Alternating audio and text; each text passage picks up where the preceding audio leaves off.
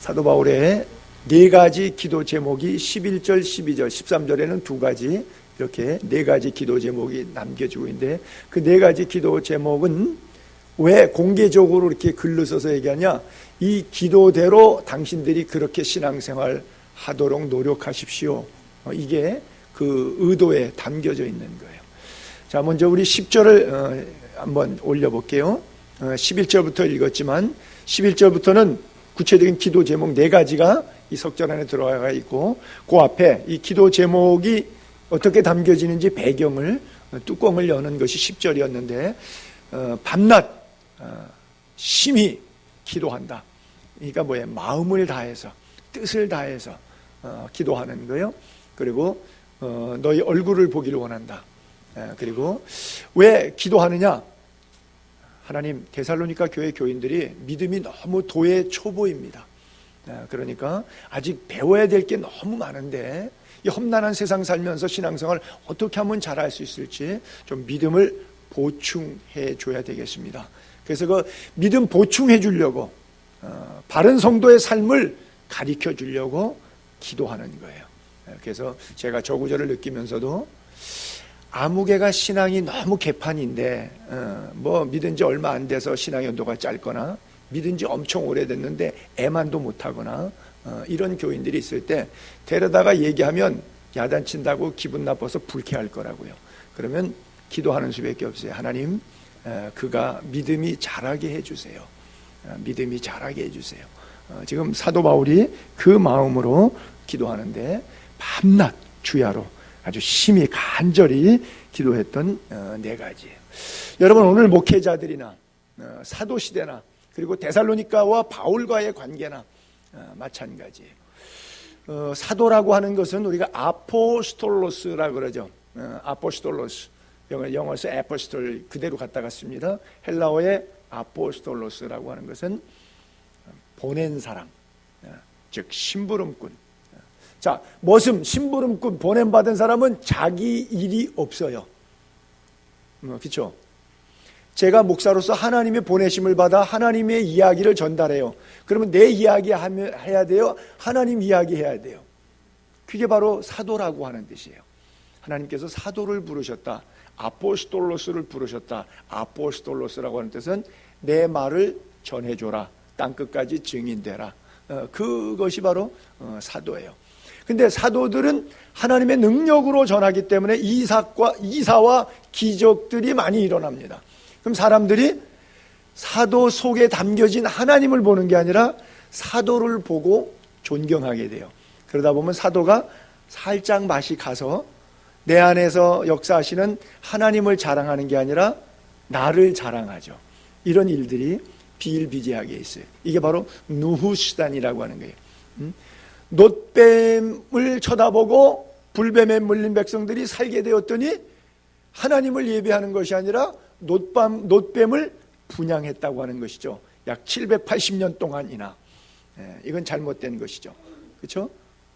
그래서 사도라고 하는 직능은, 목회자라고 하는 직능은 그 사람이 존귀하게 높아지는 게 목적인 게 아니라 그 사람이 그대로 전하는 하나님의 말씀을 통해서 여러분들의 삶과 인격이 변화돼서 그 힘의 능력으로 이 땅을 승리롭게 살도록 하는 것, 그것이 사도적 기능이고 사도를 보는 바른 견해예요. 안진뱅이를 고쳤을 때, 성전 미문에 있던 베드로가 안진뱅이를 고쳤을 사도행전 3장이나 또 사도행전 15장에 루스드라에 갔을 때 한 번도 걸어보지 못한 안진뱅이를 사도 바울이 일으켰을 때 했던 이야기가 있죠. 먼저 사도행전 3장에 보게 되면 성전 미문에 안진뱅이 일으켰더니 사람들이 놀란 거예요. 베드로의 어떤 기적적인 역사예요. 저는 저 구절을 사도행전 3장 읽을 때마다 제일 놀란 사람은 누구냐? 베드로였을 것이라고 저는 그런 생각을 조금 해봐요. 은과 금은 내게 없거니와 내게 있는 것으로 내게 주노니 곧 나사렛 예수님 일어나 걸어라 그러니까 진짜 일어나서 걷잖아요. 얼마나 놀랐을까요? 베드로가. 사람들이 막 놀랬죠. 그랬더니 베드로가 이것을 보고 백성에게 말하되, 이스라엘 사람들아, 이 일을 왜 놀랍게 여기느냐? 우리 개인의 권능과 경건으로 이 사람을 걷게 한 것처럼 왜 우리를 주목하느냐 그래요. 그렇죠? 자기는 죄인에 불과한데 하나님의 능력으로 일어나 걸은 것이라는 거예요. 자, 똑같이 사도 베드로도 루스드라의 사도행전 15장에 보게 되면 제우스 신이 내려왔다 그래갖고 안진뱅이 일으켰다 그래 사람들이 막 제사 지내려 그랬거든요. 그랬더니 바울과 바나바가 이르되 여러분 어찌하여 이런 일을 하시려 합니까? 우리도 여러분하고 똑같은 육체입니다. 성정이 같은 사람이에요. 여러분들에게 이렇게 설교하고 복음 전하는 이유는 바로 이런 짓 하지 말라고. 초점이 인간에게, 물질에게, 우상에게 가지 말고 초점이 하나님께 가라고. 천지와 바다 그 가운데 만물을 지은 살아계신 하나님께로 초점 가라고. 하나님께로 돌아가라고 한 건데 사람들은 그래요. 예수를 잘 믿고 뭐 목사까지 되고 뭐 이런 사람들도 나타나는 현상 때문에 놀라요.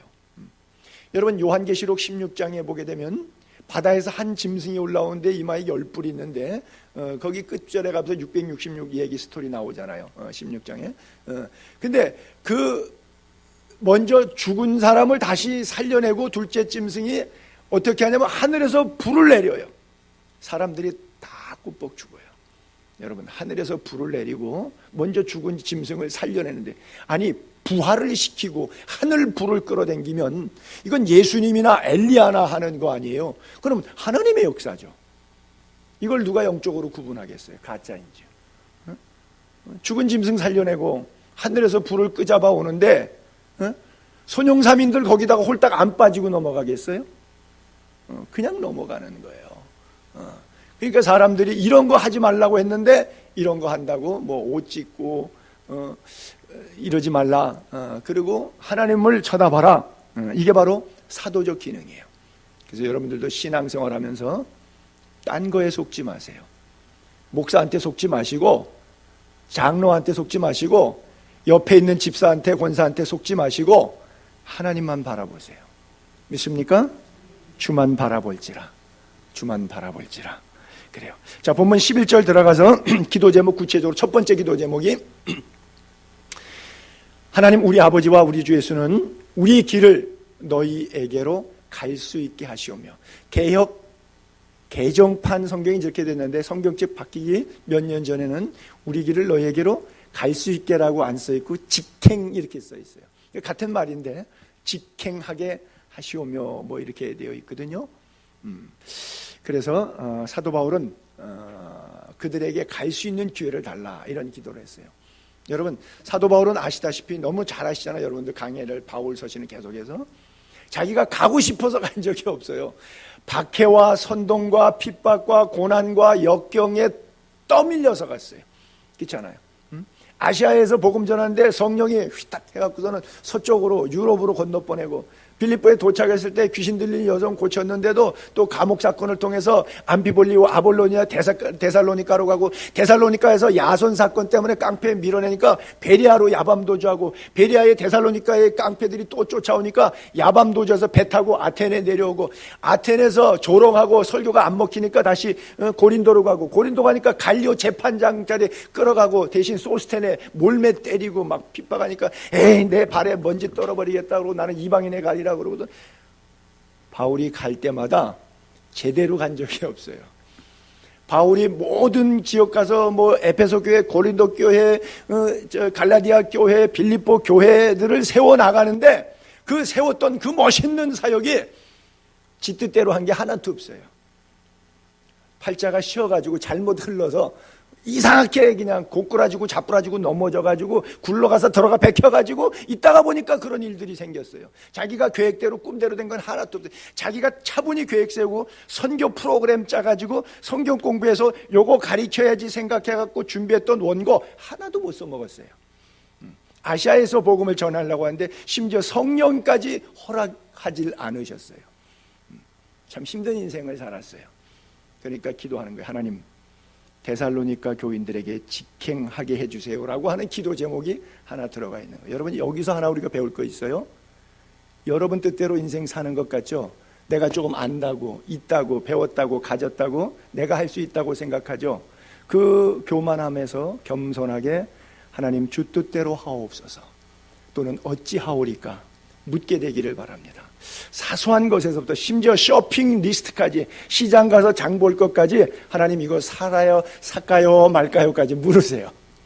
사소한 모든 삶의 영역에 있어서 잔잔한 것, 뭐 종업원 되는 일부터, 종업원 쓰는 일부터, 가는 일부터, 오는 일부터, 여러분들의 사생활의 전반에 있어서 사도 바울이 가게 해달라, 오게 해달라, 하나님의 뜻대로 되어지는 섭리 가운데 기도가 성숙했던 것처럼 여러분들의 기도도, 이 제목들도 여러분의 뜻이 아니라 내 뜻대로 마옵시고 아버지의 뜻대로 하옵소서, 이렇게 기도하게 되기를 바랍니다.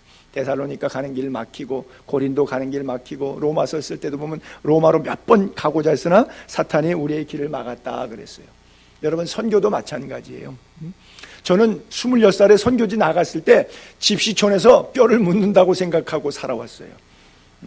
네 번째 안식년 나와갖고 교회 개척한다는 것은 제 인생에 꿈도 없었어요. 그런 계획과 상상 생각조차도 해본 적이 없었어요. 왠지 몰라요. 제가 그런 얘기 하잖아요. 그 3일 동안 기도원에 가서 금식하면서 내가 선교지로 다시 돌아갈 때가 됐는데 1년 쉬고 이제 가야 됩니까? 안 그러면 어떻게 해야 됩니까? 라고 했는데 지금까지 하나님께서 아무 말씀 안 하신다고. 사람이 걸음걸이를 계획해도 그 걸음걸이를 인도하시는 이는 하나님이신 줄로 믿습니다. 선교도 목회도 내 뜻대로, 내 생각대로, 내가 돈 있다고 할 수 있는 것이 아니에요. 여러분들 인생길 내 뜻대로 살지 말고 주 뜻대로 살게 되기를 바랍니다. 모든 일정에 하나님의 도우심을 구하세요. 하나님의 자비를 구하세요. 아브라함에게 몸종이 하나 있는데 아브라함이 그럽니다. 내 아들 이삭을 위해서 하나님이 약속의 땅에 왔지만, 그러나 약속의 씨를 만들어야 되기 때문에 100세에 낳은 약속의 자녀다. 이것을 위해서는 이방 여인하고 결혼시킬 수 없으니까 내 친족에게 가서 데리고 와라. 그래서 가나안 땅, 이스라엘 땅에서 친족 메소포타미아까지 가는데 한 1600km 정도, 서울 부산 4배 정도 길을 갔습니다. 걸어서 갔어요. 낙타 10마리 끌고서는 갔어요. 고민이 막막하잖아요. 아니 1600km 되는 길 부산 4곡절을 걸어서 낙타 끌고 가가지고 어디에서 누굴 만나서 며느리를 데려올 거예요? 남대문 시장 가서 바늘 떨어진 거, 땅바닥에 떨어진 바늘 하나 찾아오라는 격이지. 어떻게 하겠어요? 하나님께 기도해요. 하나님, 순적히 만나게 하옵소서. 나의 주인 아브라함에게 은혜를 베풀어 주옵소서. 그리고 기도하는데 아이디어가 하나 생겨요. 내가 메소포타미아 가가지고 나홀 성에 들어가서 성 입구에 있는 우물가에 앉아갖고 기도하면서, 하나님, 내가 목이 마르니까 물을 좀 달라고 할 때 어떤 아가씨가 와서 나에게 물 줄 뿐 아니라 여기 낙타들에게까지도, 짐승들까지 물을 주는 그 정도의 자비심이 있는 여자면, 물기로 오는 거 얼마나 무겁고 힘들어요. 그걸 짐승에까지 사람 하나 떠주기도 했는데 빨리 떠가지고 집에 가야 되는 건데, 그 정도의 착한 여자 같으면 좋겠습니다 라는 생각이 버뜩 들어서 그 기도를 드렸어요. 그랬더니 진짜 리브가가 이 종에게 물 한 그릇 대접하는 게 아니라, 혹시 선생님이 몰고 온 이 낙타 10마리도 목이 마를 텐데 쟤네들도 내가 좀 물 좀 길어줘도 되겠어요? 옳거니 하나님께서 이를 순적하게 하셨구나. 여러분 생애 가운데 이런 체험이 많기를 바랍니다. 기도했더니 그때마다 순간순간 하나님이 이끄시고 인도하시는, 영적으로, 육적으로, 물질적으로, 가정적으로, 상황적으로 자녀들의 앞길을 그렇게 열어가시는 은혜와 축복을 경험할 수 있게 되기를 바랍니다. 가고 싶다고 다 갈 수 있는 것도 아니더라고요. 제가 아테네 한인교회 목회하면서 제일 곤란할 때가, 오라고 해도 내가 신방을 못 갈 때가 있어요. 막 애가 전화가 와가지고 그 집에 애들 둘인데 우리 엄마 아빠 싸우는데 칼 들고 난리가 났다는 거예요. 칼부림은 부부싸움에. 부부싸움은 칼로 물베기라 그러더니 진짜 그 부부는 칼 들고 싸우더라고. 이때는 가야 되는 건지 말은지, 가면 도대체 어느 쪽 편을 들어야 좋을지 이때는 참 아주 난감하고 곤란해요. 나중에 한쪽 편 들었다가 한쪽에 또 얼마나 내가 미움받겠어요. 그럴 때는 제일 좋은 게 한 3일 뒤에 가는 게 제일 좋은 거예요. 사건 종결된 다음에. In his time. 왜 그런 그 조크 옛날에 게임 뭐 SBS 세상만사 프로그램인가 뭐 그랬다 그러잖아요. 뭐 부부지간에 단어 맞추기 게임할 때 남편이 아내에게 당신과 나 사이 뭐 그게 이제 천생연분이라고 쓴 건데 평생 왼수라고 읽었다고 해가지고 막 웃었던 그런 이야기 있죠. 그래요. 우리는 부부지간에도 그렇고요. 인간관계 모든 삶에 있어서 가능하면 먼저 무릎 꿇고 하나님께 물을 수 있다면 모든 충격은 좀 흡수해낼 수 있지 않을까 이렇게 생각해요. 사소한 것까지도 하나님께 길을 묻고 가는 그런 은혜와 지혜가 저와 여러분에게 있기를 바랍니다. 자, 두 번째 기도 제목은 12절에 사랑을 주옵소서 그래요. 주께서 우리가 너희를 사랑함과 같이 주께서 우리가 너희를 사랑한 것처럼 너희도 피차간에 모든 사람에 대한 사랑이 더욱 많아 넘치게 하사 그래요.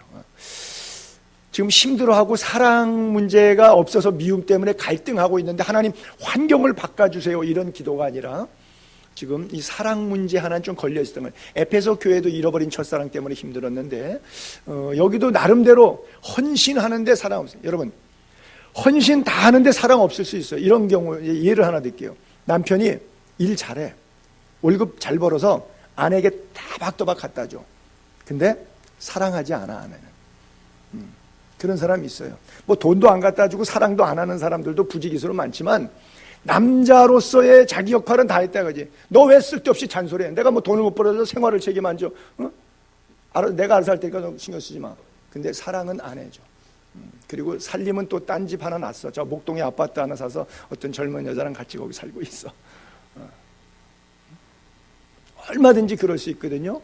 교회 성도지간에도 마찬가지예요. 뭐 밥도 사주고 뭐도 다 하고 뭐 그냥 어렵다 그러면 그냥 병원에도 방문도 하고 뭐 장례식이다 무슨 결혼식이다 뭐 다 찾아다니면서 봉투 전달하고 내 할 일은 다 해야 돼. 자기 의가 높아서 해. 사랑으로 할까요? 아니죠. 사랑으로 안 해. 의무로 하는 거예요. 목사니까 장로니까 권사니까 최소한도 이 정도는 해야지 그래서 하는 거예요. 이게 냄새가 나잖아. 너무 냄새가 진하게 나니까 사도 바울이 요 면에 있어서 소문도 들은 거예요. 좋은 소문도 듣는데 디모데가 와서 보고한 것 가운데 좋지 않은 보고도 좀 있었겠죠. 근데 여기 하나 걸린 거예요. 그래서 그 교회 기도 제목 가운데 두 번째가 피차간의 모든 사람에 대한 사랑이 더욱 많아 넘쳤으면 좋겠다.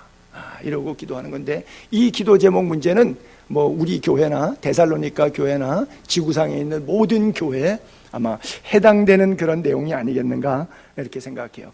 데살로니가서 다음 장 그 4장에 보게 되면 9절에 이런 표현이 있거든요. 그 파렐립시 논법이라고 제가 표현하는데 언어학에 있어서 형제 사랑에 관하여는 데살로니가 교회 그 다음 장 4장에 나올 거예요. 형제 사랑에 관하여는 너희에게 쓸 것이 없다. 왜? 너희들 자신이 하나님의 가르침을 받아서 이미 먼저 서로 잘 사랑하고 있기 때문이다. 이렇게 썼어요. 그런데 저기에 핵심이 뭐냐? 함정이 뭐냐? 저렇게 딱 들으면 형제 사랑에 관하여 쓸 것이 없다. 너희가 하나님의 가르침을 받아 서로 잘 사랑하고 있기 때문이다. 이렇게 느껴지죠.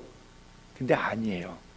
저걸 문법의 랭귀스틱에 있어서 파렐립시온법이라고 하는 건데 사도 바울의 독특한 문체입니다. 저게 누가 만든 거냐? 알렉산더 대제를 가리켰던 아리스토텔레스가 만들었던 언어 수사학입니다. 그게 뭐예요? 너희에게 쓸 것이 없으면 바로 그게 함정이라고 하는 거예요. 쓸 것이 없으면 안 쓰면 되죠. 쓸 것이 없으면 이라고 쓸 필요는 없어요. 요즘같이 종이나 볼펜이 흔한 시대가 아니라 양피지 파피루스 비싸고 바울 돈 많이 없는 사람이거든요. 제 가능한 한 짧게 쓸수록 좋은 거예요. 요지만 쓰면 돼. 핵심만 쓰면 전보 치듯이 하면 되는 거예요. 내용만 전달되면 돼. 거기 돈 자꾸 들어가서 안 써도 될 말들을 길게 써갖고 사람 배달자들 무겁고 자기는 돈 더 들어가고 그렇게 쓸 필요 하나도 없어요. 그런데 왜 장황하게 저렇게 길게 쓰면서 쓸 것이 없다는 얘기까지 또 쓰느냐? 요 문제에 있어서 문제가 있다는 거예요. 형제 사랑, 서로 사랑에 약간 균열이 갔어요. 왜? 바울이 가서 있었을 때는 개척 당시에는 몇 명 안 모이니까 예배 끝나면 국수 삶아 먹고 너무 재밌었어요. 뭐 이 말이 필요 없어. 서로 눈길만 보면 그 다음 주에 뭐 먹을 메뉴가 나왔는지 벌써 답이 다 나왔어. 근데 교회가 좀 볼륨이 커지고 시간이 좀 지나다 보니까 메뉴 갖고 싸우기 시작하고, 아무것도 아닌데 사소한 것 갖고 감정이 분출하기 시작해서 한마디 했더니 너 나를 그렇게 알고 있다고 소리하고 있어? 그러니까 또 거기다가 뒤에다가 또 한 방 때리고, 뭐 이러다 보니까 개척 당시에 뜨거웠던 그 사랑의 마음이 하나도 없이 싹 사라진 거예요. 그리고 서로 약간 미움이 생기니까 초대교회가 너무 힘든데 자기네들끼리 똘똘 뭉쳐서 믿음, 소망, 사랑이 가득해도 세파에 견디기 어려운데 외부적인 박해, 내부적인 미움, 질투, 분열, 이 균열 조짐이 있어요. 그러니까 두 번째 기도 제목에는 당신들이 좀 사랑했으면 좋겠다. 우리 교회도, 빌립보 교회도, 데살로니가 교회도, 에페소 교회 첫사랑의 문제나 빌립보 교회, 우리가 빌립보서 강의할 때 대표적인 여자 두 사람 이름 나왔죠. 유오디아와 순두개를 권하노니 주 안에서 같은 마음을 품으라. 그렇잖아요. 그러니까 그렇게 좋은 빌립보 교회 안에도 이런 문제가 있어요. 사탄은 항상 늘 시험하는 자를 보내가지고 쓸데없는 말로 해갖고 아무것도 아닌 얘기를 큰 문제가 있는 것처럼 교회 분위기를 어지럽히게 장난질하는데, 사탄이 그 속에 들어갔는데 그 사람은 내 안에 사탄이 들어와서 이런 걸 시킨다라고 하지 않고 내가 의롭다, 상대가 틀렸다라고 해서 이걸 하는 거예요. 이게 얼마나 사탄이 간교해요. 이게 모든 교회들마다 갖고 있는 문제예요. 우리 성남 중앙교회 개척 당시에도 8명의 창립 멤버들이 눈길만 봐도 서로 다 너무나 서로 사랑이 막 지글지글 끓었어요. 얼마나 사랑스러운지 뭐 말로 할 수가 없어요. 밥맛은 세상에 난 어디 가도 그렇게 맛있게 밥 먹은 적이 없어. 얼마나 서로 사랑으로 먹으니까 밥맛이 그보다 더 맛만. 거기서 뭘 먹었겠어요? 뭐 난 먹은 메뉴 기억도 안 나. 근데 맛있다는 생각만 남아 있어. 메뉴가 뭔지 뭐 짤 것도 없어. 뭐 그 다음 주에 그냥 알아서 그냥 다들 반찬 한두 개씩 갖고 와서 먹었는데 세상에 초호화 부패야. 그렇게 맛있을 수가 없고. 왜요? 그게 돈이 아니고 물질이 아니라 사랑이 담겨져 있기 때문에, 문자 그대로 사랑 애자, 애찬이기 때문에 그래요. 그것은 곧 애찬이고 성찬인데, 초대교회가 3,000명, 5,000명 모였는데도 애찬과 성찬이 가능했던 이유가 바로 뭐예요? 사랑 때문에. 사랑 때문에. 포도주와 떡을 나누면서. 그러니까 밖에서 사람들이 뭐라고 욕해요? 저것들은 식인종이라고, 피 마신다고, 피를 나눠 먹고 살을 찢어 먹는데, 이러고 예수쟁이 욕하는 사람들. 그 다음에 술을 뭐 성령에 취하니까 새술에 취했대, 낮술에 취했대. 그리고 성령 충만하고 사랑이 넘쳤던 초대교회가 욕 먹었던 게 그런 내용이잖아요. 나는 이런 욕 좀 먹고 싶어요. 아직 배가 고프다. 시딩크 말 맞다나. I'm hungry. still. 아직도 배가 고파요. 이런 초대교회의 뜨거운 사랑, 그들에게서 조금 식어지고 균열되고 있는 그런 분위기를 보면서 사도 바울이 당신들 서로 뜨겁게 사랑했으면 좋겠다. 은혜를 모르고 교회가 뭔지를 모르고 십자가 정신을 모르기 때문에 자꾸 시험 들고 넘어지고 그러죠. 내가 누군데? 제일 교회에서 섭섭한 게 뭐죠? 마귀가 쿡 찔러서 나 자존심을 건드려서 내가 속으로 내가 누군데? 제가 늘 그러죠. 나만이 7번 요단강에 가서 목욕하라 그랬더니 내가 누군데?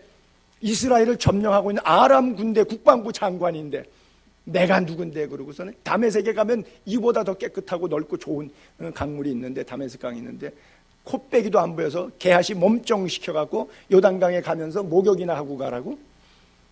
열을 얼마나 받았어요. 씩씩대고. 내가 돌아가서 전쟁해갖고 이 나라 싹 그냥 이 선지자 이 턱까지 이거 다 내가 없애버리겠다 뭐 그러고 씩씩대고서는 돌아갔어요.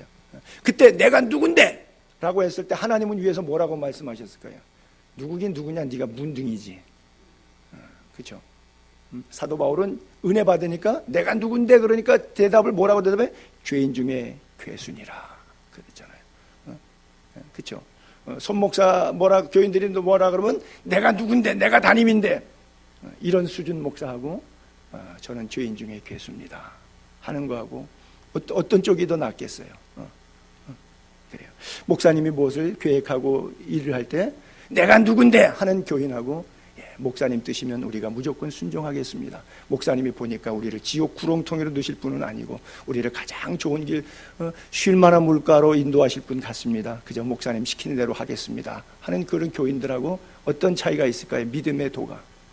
하늘과 땅 차이, 천국과 지옥 차이죠. 여러분, CCTV 돌려보면 사실 우리의 수치가 다 드러나잖아요. 근데 불꽃 같은 눈동자, 하나님의 눈, CCTV 카메라 렌즈만도 못할 것 같아요. 그래요. 여러분께 부탁합니다. 나는 우리 예수의 교회 성도님들이 피차 뜨거운 사랑 가운데 교제하고 그 뜨거운 사랑이 흘러넘쳐서 열방까지 나아가기를 바랍니다. 옆 사람 미워하면서 열방을 사랑한다. 이것은 거짓말이고 위선이고 비성경적인 생활입니다. 자, 성경 세 구절 띄워 올려볼게요. 먼저 요한일서 4장 7절, 사랑에 관한 요한 사도의 메시지죠. 사랑하는 자들아, 우리가 서로 사랑하자. 사랑은 하나님께 속한 것이니 사랑하는 자마다 하나님으로부터 나서 하나님을 알고 사랑하지 아니하는 자는 하나님을 알지 못하나니 하나님은 사랑이심이라. 굉장히 중요한 메시지죠. 이어서 계속 보면 같은 요한일서예요. 누구든지 하나님을 사랑합니다 이렇게 말해놓고 옆에 있는 아무개 집사를 미워해. 이거는 거짓말, 잘못된 신앙, 위선자예요. 그 형제를 사랑하지 아니하는 자는, 옆에 보이는 형제 사랑하지 않는 자는 안 보이는 하나님 사랑할 수가 없어요. 거짓말이니까. 우리가 이 계명을 주께 받았다. 하나님을 사랑하는 자는 또한 그 형제를 사랑할지니라. 요한사도의 또 요한복음에서 한 구절 더 볼게요. 새 계명을 너희에게 주노니 서로 사랑하라. 내가 너희를 사랑한 것 같이 너희도 서로 사랑하라.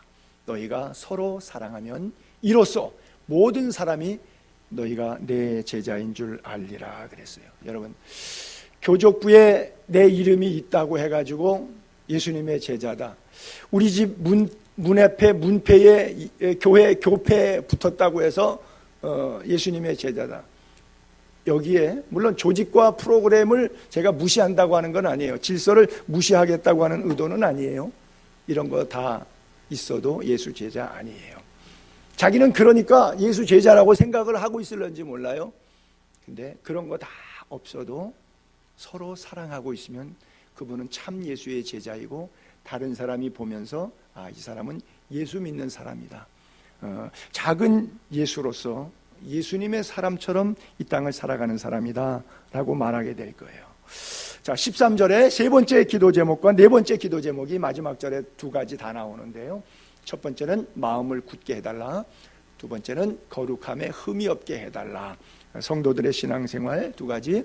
너희 마음을 굳건하게 하시고 우리 주 예수께서 그의 모든 성도와 함께 강림하실 때 호령과 천사장의 선의와 하나님의 나팔로 치니 하늘로 쫓아 강림하실 때 주 안에서 죽은 자들이 먼저 일어나서 예수님과 함께 공중에서 내려오실 거예요. 그래서 그 모든 성도들과 함께 강림하신다는 얘기는 예수 믿고 먼저 죽은 사람 무덤이 열리면서 그들과 함께 예수님이 오는 거예요. 살아남아서 예수 만나는 사람들은 죽은 사람보다 더 늦게 예수님 만나는 거예요. 물론 시차가 큰 차이는 아니지만 그 강림하실 때 하나님 우리 아버지 앞에서 거룩함에 흠이 없게 하시기를 원하노라 그랬어요. 그래요. 나는 여러분들이 주님 만날 때까지 건강하게 되기를 바랍니다. 영혼에 있어서. 용두삼이라 그러죠.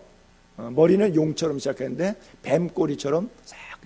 신앙생활 맨 처음에 예수 믿고 구원받았을 때, 임직받았을 때, 목사 됐을 때, 천하의 모든 걸 다 덮고 주의 종의 길을 가를 것처럼, 부름받아 나서니, 아골골짝 빈들에도 가겠다고, 사탄이 와도 예수 이름으로 승리할 수 있다. 굉장히 성령으로 충만합니다.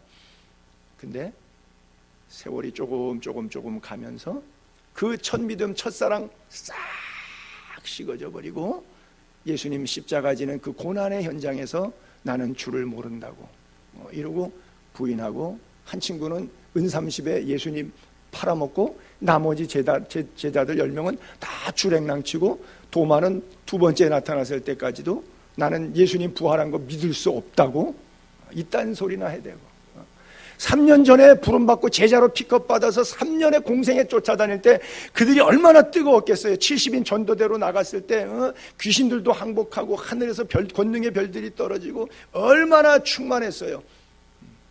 다 까먹었어. 다 까먹어. 이 대표적인 스토리가 마태복음 25장에 나오는 열처녀 비유와 같은 것이죠. 한번 볼까요? 천국은 마치 등을 들고 신랑 맞으러 나간 열처녀와 같다. 중간중간 끊을게요. 신랑이 더디 왔어요. 다 졸며 자라요. 신랑이 왔습니다. 근데 미련한 사람 등불이 꺼져가요. 그러니까 슬기 있는 자들은 등과 기름을 잘 준비해. 성령의 기름이 늘 준비되어 있었어요. 늘 충만한 사람 좀 나눠달라 그래요. 그러니까 너희와 우리 둘 다 부족하다. 안 된다. 나가 사라. 그리고 나가 사가지고 돌아오니까 문이 닫혔어요. 문 열어달라고 그랬더니 진실로 너희에게 아니요 넘어가지 않아도 돼요. 예. 문 열어달라고 그랬더니 예수님이 뭐라 그래요? 내가 너희를 알지 못하노라. 끝난 거예요. 자, 저 관계 속에서 제가 설정해서 이야기를 좀 드릴게요. 약혼했잖아요. 신랑이 오는 날짜 잡았고 결국 그렇게 하기로 했잖아요. 근데 그 신랑이 이 신부에게 나 너 모른다 그러는 거예요. 우리 예수 믿었잖아요. 신랑 대신 예수님 재림할 그날까지 신앙생활 믿음 지키겠다고 성령의 충만함으로 등 껍데기 교회 신앙생활 껍데기 신앙생활뿐 아니라 형식 교회 나대는 형식뿐 아니라 내용에 있어서 나의 삶의 인격에 성령의 기름을 채워 있겠다. 근데 예배 빠지고 뭐 물질 도둑질하고 내 멋대로 살다 보니까 성령을 소멸해 버려서 기름 다 떨어졌어. 근데 교회는 다녀. 예배당은 다녀. 등은 껍데기는 다녀. 발바닥은 신발은 예배당 가. 근데 마음은 이미 성령이 떠났어. 그러니까 교회 가서 입 열린 대로 막 집어 제끼는 거예요. 그래서 이 사람 상처 주고 저 사람 상처 주고 지 입 열린 대로 막 떠들어. 왜 안 해? 성령의 기름이 없으니까. 그 껍데기는 있어. 등은 있으니까 남보기에 껍데기는 있잖아. 그러니까 함부로 막 해. 근데 신랑이 딱 보니까 난 너 모르는 사람이야. 난 너 몰라. 주님이 모르는 사람이야. 왜? 그 안에 성령이 없어. 주의 영이 없어. 그리스도의 영이 없어. 이게 미련한 처녀, 슬기 있는 처녀의 메시지. 그러니까 다 용두삼인 거예요. 처음부터 없는 건 아니에요. 문제는 뭐냐? 예수 믿고 구원받은 날 예수님 만나면 얼마나 좋겠어요. 그날 꼴까닥 죽어버렸으면 얼마나 좋겠어요. 근데 좀 더 살았단 말이죠. 악한 일에 징벌이 속히 실행되지 않으니까 인생이 죄를 행하게 마음이 다 함대해져 가지고 세월이 가니까 문제는 5절에 있는 거예요. 문제는 5절. 주님 책임이에요. 일찍 오시지 왜 이렇게 늦게 오셔가지고. 그렇죠? 신랑이 더디 옴으로 다 졸며 잘세. 그러나 등 기름 함께 준비된 사람하고 처음에는 준비됐지만 나중에 기름 떨어진 줄도 모르고 준비하지 못한 그런 사람하고 너무 차이가 달랐던 거죠. 그래요. 끝까지 참고 견디는 인내의 믿음에 있기를 바랍니다. 바울은 디모데 갈라디아 교회에 그러잖아요. 너희가 선을 행하다가 낙심하지 말지니. 믿음 생활하다가 낙심하는 경우가 너무 많아요. 여러분 주변에 너무 많이 보잖아요. 자신의 생활 안에서도 면면히 들여다보잖아요. 왜 낙심하죠? 자기 때가 있는데 자기 때에 안 이루어지니까 낙심하는 거예요. 자기 방법인데 자기 방법대로 안 되니까 낙심하는 거예요. 자기 생각인데 자기 생각대로 안 되니까 낙심하는 거예요. 신랑은 신랑이 원할 때 와요. 주님은 주님의 뜻대로 움직이셔요. 근데 주님이 내 뜻대로 안 움직인다고 화가 난 거예요. 기름 다 소비한 줄 모르고 사는 거예요. 은밀한 가운데 보시는 하나님이 은밀한 가운데 갚아주심을 믿고 선을 행하되 낙심하지 않게 되기를 바랍니다. 때가 이르면 거두리라. 때로는 눈물로 씨를 뿌리지만 정녕 기쁨으로 단을 거두리라고 말씀하셨어요. 여러분 질문할 때니까 속으로 스스로 대답하세요. 하나님만 알아주시면 돼요. 여러분들의 헌신과 수고와 봉사의 모든 면에 있어서 그 진정성에 대해서 하나님만 알아주시면 돼요. 안 그러면 옆에 집사도 그 사실에 대해서 내가 이렇게 좋은 일 한 거 알고 있어야 돼요. 하나님만 알아주셔야 돼요. 우리 목사님도 그거 알아야 돼요. 하나님만 알아주시면 돼요. 하나님만 알아줘야 되는 사람은 여기 아무도 없죠. 저를 포함해서. 그렇죠? 우리는 하나님은 안 보이기 때문에 누가 알아줘야 돼요. 그렇죠? 안 알아주면 몹시 불쾌하고 화가 나요. 사람과 물질, 환경이 나의 신앙을 붙잡지 않고 하나님의 말씀이 내 신앙을, 내 인생을 붙잡고 이끌고 갈 수 있게 되기를 바랍니다. 나의 삶의 기준은 오직 성경, 오직 은혜, 오직 예수, 오직 믿음이면 됩니다. 믿습니까? 그래요. 이 인도네시아 어저께 그저께 계속 뉴스 나오는 거 인터넷, 저는 인터넷으로 뉴스를 보는데 컴퓨터에 주로 앉아 있으니까 이렇게 검색을 해서 보는데 한 400명 이상 죽었더라고요. 지진으로 붕괴되고 뭐 다리 끊어지고, 아마 영상들 이렇게 보셨을 거예요. 그림들. 그래갖고 뭐 공항도 폐쇄되고 뭐 하여간 거기다가 쓰나미까지 갑자기 와가지고 파도에 의해서 지난번처럼 똑같이 옛날에 반다 아치에서 2004년도 12월 24일 날 왔을 때 그때 전체적으로 여러 국가까지 해서 24만 명 정도가 죽었잖아요. 여러분 생각해 보세요. 24만 명이 죽었다. 이게 보통 숫자가 죽은 겁니까? 한 번 지진하고 해일에 한 방에 24만 명이 그냥 죽었어요.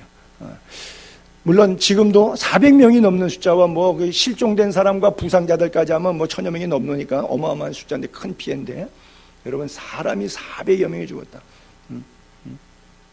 대단한 거예요.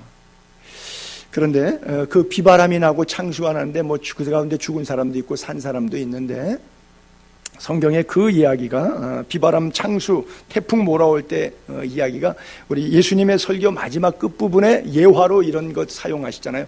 산상수훈, 그렇게 주옥 같은 메시지가 있은들 무슨 소용이 있겠어요? 결론이 중요해요. 주님의 산상수훈의 결론이 어떻게 되냐, 저렇게 써 있어요. 그러므로 누구든지, 설교 다 하시고 산상수훈 마태복음 5장, 6장, 7장이잖아요. 그 산상수훈, 그 주옥 같은 설교의 결론이 뭐냐는 거예요. 나의 이 말을 듣고 행하는 자는 지혜로운 사람, 그 집이 비바람 창수가 나도 바람 불어도 무너지지 않는다. 왜? 주초가 어디에 있느냐? 그리스도, 예수 그리스도 반석 위에, 반석이신 예수 그리스도 위에 놓였기 때문이다. 말씀의 신앙이 기초가 됐기 때문에 물질이, 사람이, 상황이 누가 별소리해서 흔들어도 안 무너져, 이 신앙은. 근데 나의 이 말을 듣고 주옥 같은 설교를 들어도 그건 목사 하는 얘기지, 뭐 지는 그렇게 사나, 이러고 행동으로 옮기질 않아. 이건 어리석은 친구야.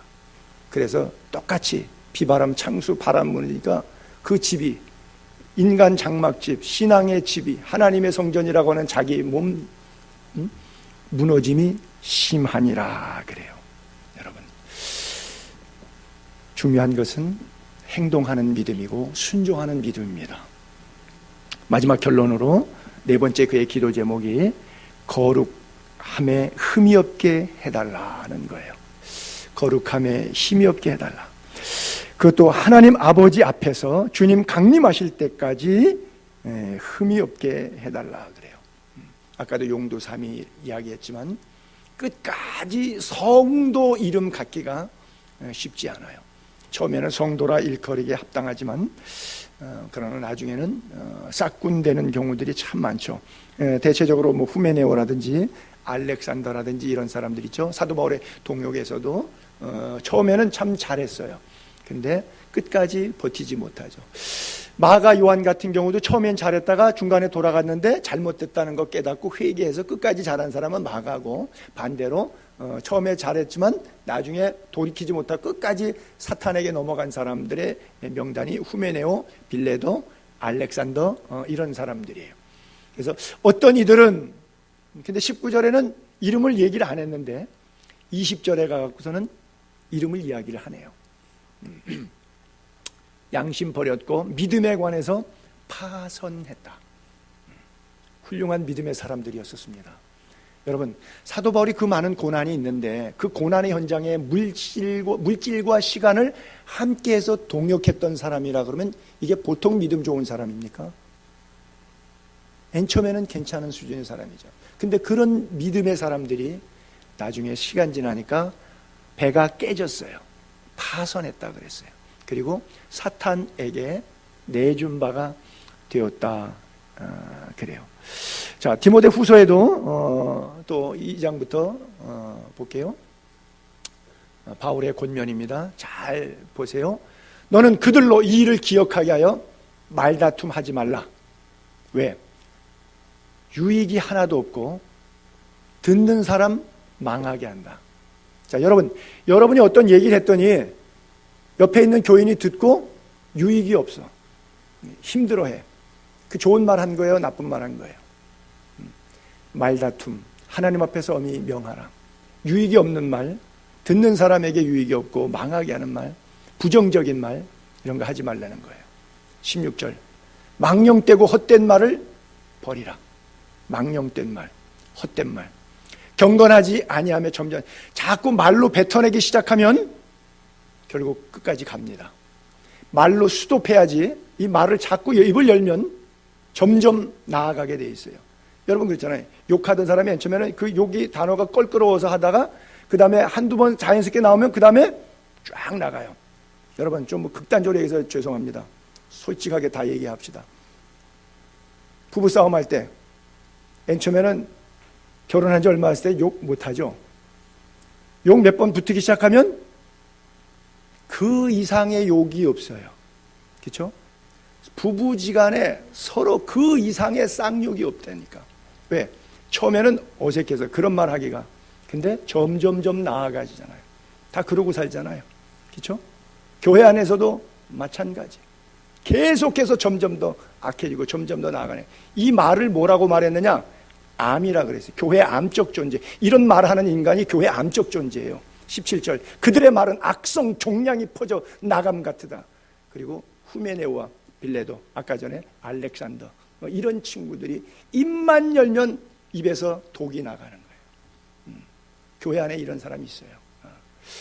어리석고 무식한 변론을 버리라. 왜냐하면 저것 때문에 자기가 옳다는 것을 주장하기 위해서 이런 얘기 들이대고 저런 얘기 드리고 자꾸 변론하는데 바울이 들으니까 이게 참 어리석고 무식한 변론이에요. 아야 차라리 입을 안 열면 겸손해 보여서 좋아 보일 텐데 또 입을 열어서 자기 변호한다고 악성 종량을 퍼뜨리니까 그리고 결국 그걸로 교회가 분란스러워요. 다툼이 일어나요. 다툼이 일어나는 줄을 알미라 그랬어요. 계속 말꼬리 물고 비난에 비난을 거듭하는 자들이 있어요. 왜 교회 와서 예수 앞에 와서 그렇게 사는지는 잘 제가 모르겠어요. 그래서 사도 바울이 데살로니가 교인들에게 거룩하고 흠이 없게 해주세요라고 그 교회 성도들을 위해서 기도했던 거예요.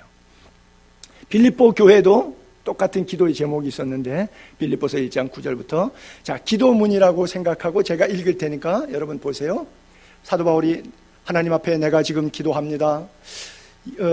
예수의 교회로 제가 번역, 예수의 교회 성도들이 사랑이 넘쳐서 지식 모든 총명으로 점점 더 풍성해지게 하옵소서.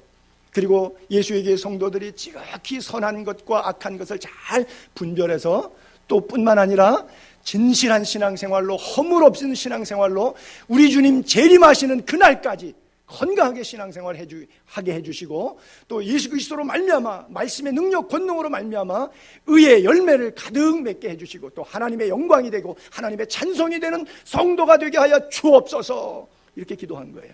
지금 그렇게 써 있잖아요. 제가 약간 각색해서 읽었는데 뭔 뜻인지 알랑가 몰라. 사도 바울의 기도했던 성도를 향한 마음이에요. 하나님의 자녀가 되는 권세를 얻은 성도가 어떤 삶을 살아야 될 것인가 너무 잘 알지요. 너무 잘 알아서 문제죠. 그대로 안 사는 것이요. 어떻게 하면 거룩하여질 수 있는가? 성경 읽고 기도하고 예배 자리 지키고 물질 생활 똑바로 하고 언어 생활 경건하게 할 때 하나님께서 그 영혼을 축복하실 거예요. 주여 나를 평화의 도구로 써주소서. 뭐 미움 있는 곳에 사랑을 뭐 이런 쭉 글을 썼던, 그래서 찬송가도 만들었던, 지금부터 800년 전에 프랑스 이태리에 로마에서 한 150km 올라가면 아시시라고 하는 언덕배기 산이 있어요. 포도밭이 쫙 펼쳐지고 아주 아름다운 수도원이 있는데 거기에 들어가서 돛 닦고 살았던 아시시의 성자 프란시스라고 하는 사람. 그 사람은 엄청 부자인데 아버지가 포목 주단, 뭐 이태리 천도 좋은 거예요. 비단위 장사 왕서봉뿐 아니라 이태리에도 옷 이런 그 천 아주 훌륭하고 좋습니다. 그거를 갖고 있는 대사업가예요. 아버지가 아들에게 사업 물려주려는데 이 녀석이 돈만 있으면 집에서 아버지가 준 돈을 갖다가 옷이고 뭐고 다 벗어서 길에서 가난한 사람 다 나눠주고 다니는 거예요. 아버지가 사업을 키워야 되는데 집안을 허물고 앉았어. 자기는 또 자기 나름대로 프랜시스는 받은 은혜가 있어서 가난한 사람을 보면 못 견디는 거예요. 그래서 자기 옷까지 다 벗어주고, 그러니까 아버지가 말리는 거예요. 너 내 사업을 물려받아야 되니까 이제 사업을 배워라. 그랬더니 사업은 안 배우고 도저히 돈 버는 데는 관심이 없고 주의 일에만 신경 쓰는 거예요. 그래서 아버지가 너무 화나갖고 아들 데리고 법원을 갔어요. 왜? 호적 파내려고. 내 재산 절대 안 물려주겠거니와 너는 내 자식도 아니다. 이제 너무 열나고 화나갖고. 아버지는 뭐 돈에 미쳤는데 프랜시스는 예수에 미쳐버렸잖아요. 미친 방향이 다르니까 의합해서 생활을 같이 살 수가 없어요. 아주 호적에서 패버렸어요. 세월이 죽고 지금 오늘날 프랜시스는 세계적인 성자예요. 다 주를 위해서 헌신하는 세계적인 성자예요. 그 아버지 누군지 아는 사람 있어요? 저도 몰라요. 그냥 책에서 그 스토리만 읽었지 아버지 이름도 몰라요. 이름도 몰라요. 성도 몰라요. 주무셔서 헛소리 해봤어요. 그래요. 여러분 뭐 호사유피, 인사유명, 뭐 호랑이는 죽으면 뭐 가죽을 남긴다면서요. 사람은 죽으면 이름을 남긴대요. 성도는 죽으면 뭘 남겨야 돼요?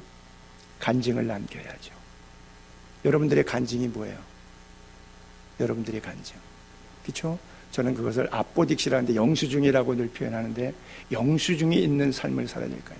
주님께서 나중에 너의 삶을 뒤안길을 영수증으로 한번 보자 그럴 때 영수증이 너무 초라하거나 위조된 가짜 인생을 살았거나 기름 빠진 껍데기 등만 붙잡고 앉아있다는 위조된 날조된 가짜 영수증, 그런 삶을 살면 되겠다. 내가 아닌 교회에서 내가 목사인 줄 알고 교인들은 나는 경건하고 하나님 앞에 그것도 상급도 많을 줄 알았는데 그런 영수증이 있을 줄 알았는데 하나님 앞에 영수증 딱 내놓으니까 손영삼 완전 위선자 목사구만. 교인들 등쳐가지고 지 먹고 살았구만. 천하의 나쁜 놈이네. 이런 놈을 싹군 목사라 그러지. 응? 교인들 알기를 우습게 알고 교회 재정은 다 지 맘대로 갖다가 쓰고 세상에 교인들은 다 속았어. 괜찮은 목사인 줄 알았어. 근데 하나님이 보니까 가짜 영수증이야. 사실이에요. 강대상에서 내가 선포할 수 있어요. 여러분들이 보는 저와 제가 살고 있는 저는 하나님이 평가하실 때 다른 목사예요. 다른 인간이에요. 글쎄 저는 그런데 여러분은 어떤지 모르겠네요. 참 궁금하네요. 여러분들의 신앙. 그 어떤 것도 신앙생활에 도움되지 않는 것은 배설물입니다. 믿습니까? 거룩한 하나님의 자녀가 될 수 있게 되기를 바랍니다. 여러분, 부자가 지옥 가고 뭐 나사로 거지가 천국 갔다 그랬는데 나사로는 이름이 나오는데 부자는 이름이 안 나온다. 예전에 장경동 목사 설교 듣는데 그 얘기를 듣는데 가만히 제가 그 생각해보지 않았던 부분인데 갑자기 이게 생각이 나더라고요. 이름이 생명책에 있어야 되는데 나사로는 생명책에 이름이 있는데 이 부자는 엄청 잘 먹고 잘 살았을 텐데 생명책에 이름이 없구나. 아하, 손영삼의 이름은 있는가. 제가 그 설교를 들으면서 아주 뭐 만담과 재단 가잖아요. 참 우스꽝스러우면서도 나를 가슴을 탁 해머로 망치로 머리를 한 대 때리는 그런 느낌을 제가 받았어요. 여러분의 이름이 생명책에 있다고 생각하십니까? 나는 분명 있다고 믿어요. 있는 삶을 살게 되기를 바랍니다. 그래서 성도의 삶, 마지막 기도의 제목이 거룩하게 흠이 없게 해달라고. 사도 바울의 데살로니가 교회 교인의 기도나 손영삼 목사의 예수의 교회 성도들 향한 기도나 아마 마찬가지여야 되지 않겠어요? 자, 어떻게 하면 거룩할 수 있을까? 디모데전서 4장 5절 잘 알지만 보죠. 하나님의 말씀과 기도로 거룩하여지며 다른 방법 없습니다. 여러분 성경 읽으시고 또 기도하시고 다음 주도 사도행전 2장 성경 암송하시기 위해서 열심히 외우신 분들 계실 텐데 정말 주의 이름으로 축복하고 격려합니다. 하나님의 말씀을 가까이 하는 자에게 하나님께서 분명히 축복하신다고 약속하셨어요. 하나님께서 건강으로 가정으로 경제로 하나님께서 놀라운 은혜와 축복 말씀의 권능 덧입혀 주실 줄로 믿습니다. 그래요. 말씀과 기도로 거룩하여진 삶. 오늘 밤 잠을 자도 내일 아침 깨지 못한다고 할지라도 내 영혼을 주님께 부탁하는 종말적인 그런 기도가 우리의 삶이 되기를 바랍니다. 예수의 교회 성도님들, 믿음이 성장하고 풍성한 사랑이 있고 종말론적인 신앙으로 거룩해서 흠이 없는 그런 믿음의 삶을 살기를 바랍니다. 성경 한 구절 다 같이 합독하고 기도할게요. 데살로니가전서 5장 23절 시작. 평강의 하나님이 친히 너희를 온전히 거룩하게 하시고 너희 온 영과 혼과 몸이 우리 주 예수 그리스도께서 강림하실 때 흠없게 보존되기를 원하노라. 아멘.